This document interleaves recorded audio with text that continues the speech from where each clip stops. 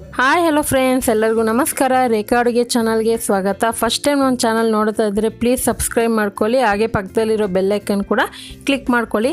ಬನ್ನಿ, ಇವತ್ತು ಚಿಕ್ಕವರಿಂದ ದೊಡ್ಡವ್ರಿಗೆ ಎಲ್ಲರಿಗೂ ಇಷ್ಟವಾಗುವಂಥ ಬೋಟಿ ಚಾಟ್ ರೆಸಿಪಿ ತೋರಿಸ್ಕೊಡ್ತೀನಿ. ಕಡಿಮೆ ಖರ್ಚಿನಲ್ಲೇ ಮನೆಯಲ್ಲೇ ಸುಲಭವಾಗಿ ಮಾಡ್ಕೋಬೋದು. ಈ ಥರ ನೀವು ಮನೇಲಿ ಮಾಡಿಕೊಟ್ಟಾಗ ಮಕ್ಕಳು ದೊಡ್ಡವರು ಎಲ್ಲರೂ ಇಷ್ಟಪಟ್ಟು ಎಂಜಾಯ್ ಮಾಡ್ಕೊಂಡು ತಿಂತಾರೆ. ಇದು ಮಾಡೋದು ಸುಲಭ. ಇದಕ್ಕೆ ಬೇಕಾಗುವ ಇಂಗ್ರೀಡಿಯೆಂಟ್ಸು ಇಲ್ಲಿ ನಾನು 1 ಕಪ್ ಆಗೋಷ್ಟು ಬೋಟಿ ತೆಗೆದಿಟ್ಕೊಂಡಿದ್ದೀನಿ. ಇದೆಲ್ಲ ಅಂಗಡಿಗಳಲ್ಲೂ ಸಿಗುತ್ತೆ. ಸ್ವಲ್ಪ ಕೊತ್ತಂಬರಿ ಕಟ್ ಮಾಡಿರೋದು, ಮತ್ತು 1 ಟೊಮೊಟೊ ಕಟ್ ಮಾಡಿ ಇಟ್ಕೊಂಡಿದ್ದೀನಿ, 1 ಈರುಳ್ಳಿ ಕಟ್ ಮಾಡಿ ಇಟ್ಕೊಂಡಿದ್ದೀನಿ, 1 ಚಿಕ್ಕ ಕ್ಯಾರೆಟ್ನ ತುರಿದಿಟ್ಕೊಂಡಿದ್ದೀನಿ. ಇದು ಸ್ವೀಟ್ ಚಟ್ನಿ. ಈ ರೆಸಿಪಿನ ನೆಕ್ಸ್ಟ್ ವೀಡಿಯೋದಲ್ಲಿ ತೋರಿಸ್ತೀನಿ ಯಾವ ರೀತಿ ಮಾಡೋದಂತ. ಗ್ರೀನ್ ಚಟ್ನಿ ತೊಗೊಂಡಿದ್ದೀನಿ, ಒಂದು ಅರ್ಧ ಕಪ್ ಆಗೋಷ್ಟು ತೊಗೊಂಡಿದ್ದೀನಿ. 1/4 ಟೀ ಸ್ಪೂನ್ ಜೀರಿಗೆ ಪುಡಿ, ಒಂದು ಅರ್ಧ ನಿಂಬೆಹಣ್ಣು ತೊಗೊಂಡಿದ್ದೀನಿ, 2 ಟೇಬಲ್ ಸ್ಪೂನ್ ಕಡಲೆ ಬೀಜನ ಒಂದು ಸ್ವಲ್ಪ ಎಣ್ಣೆ ಹಾಕಿ ಫ್ರೈ ಮಾಡಿ ಇಟ್ಕೊಂಡಿದ್ದೀನಿ. ಇದಿಲ್ಲ ಅಂದ್ರೂ ನಡೆಯುತ್ತೆ. 1/4 ಟೀ ಸ್ಪೂನ್ ಖಾರದ ಪುಡಿ ಬೇಕಾಗುತ್ತೆ, 1/4 ಟೀ ಸ್ಪೂನ್ ಚಾಟ್ ಮಸಾಲ, ಹಾಗೆ ಸೇವು ಮಿಕ್ಚರ್ ಒಂದು 1/4 ಕಪ್ ಆಗೋಷ್ಟು, ರುಚಿಗೆ ತಕ್ಕಷ್ಟು ಉಪ್ಪು, ಮತ್ತು ಮಾಡೋದಕ್ಕೇನೆ. ಈಗ ಯಾವ ರೀತಿ ಮಾಡೋದಂತ ನೋಡೋಣ. ಮೊದಲಿಗೆ ನಾನು ಮನೆಯಲ್ಲೇ ಬೋಟಿ ಇರೋದ್ರಿಂದ ನಾನು ಯೂಸ್ ಮಾಡ್ತಾಯಿದ್ದೀನಿ. ನಿಮ್ಮ ಹತ್ರ ಇಲ್ಲ ಅಂದರೆ ಇವಾಗ ನಾರ್ಮಲ್ ಎಲ್ಲ ಅಂಗಡಿಗಳಲ್ಲೂ ಸ್ನ್ಯಾಕ್ಸ್ ಐಟಮ್ ಇಟ್ಟಿರ್ತಾರಲ್ವ, ಸೊ ಅಲ್ಲಿ ನೀವು ಈಸಿಯಾಗಿ ತೊಗೊಬಂದು ಮಾಡ್ಕೊಬೋದು. ನನ್ನ ಹತ್ರ ದೊಡ್ಡ ಸೈಜ್ ಇಲ್ಲ, ಆದರೆ ಈ ಬೋಟಿ ಚಾಟ್ಗೆ ದೊಡ್ಡ ಬೋಟಿ ಇದ್ರೇ ಚೆನ್ನಾಗಿರುತ್ತೆ. ನಾನು ಚಿಕ್ಕದಲ್ಲೇ ಮಾಡಿ ತೋರಿಸ್ತಾ ಇದ್ದೀನಿ. ಈಗ ಇದನ್ನೇ ಎಣ್ಣೆಯಲ್ಲಿ ಫ್ರೈ ಮಾಡಿ ಎತ್ಕೊತೀನಿ. ಉಳಿದಿರೋದು ಇದೇ ರೀತಿ ಮಾಡ್ಕೊತೀನಿ. ನಿಮಗೇನಾದರೂ ದೊಡ್ಡ ಸೈಜ್ ಬೋಟಿ ಸಿಕ್ಕಿದ್ರೆ ಅದರಲ್ಲೇ ಯೂಸ್ ಮಾಡ್ಕೊಳ್ಳಿ. ಈಗ ಇದನ್ನು ಮಾಡಿ ಇಟ್ಕೊಂಡಿದ್ದೀನಿ.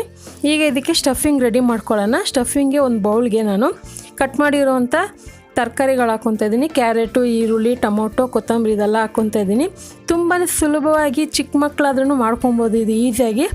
ಸೊ ಇದೊಂದು ವಿತೌಟ್ ಫೈರ್ ಕುಕ್ಕಿಂಗ್ ಅಂತಲೇ ಹೇಳ್ಬೋದು. ಯಾವುದೇ ರೀತಿ ನೀವು ಸ್ಟವ್ ಅನ್ಸೋದು ಬೇಕಾಗಿಲ್ಲ, ಆರಾಮಾಗಿ ಅಂಗಡಿಯಿಂದ ಬೋಟಿ ತಂದು ಮಾಡ್ಕೊಬೋದು.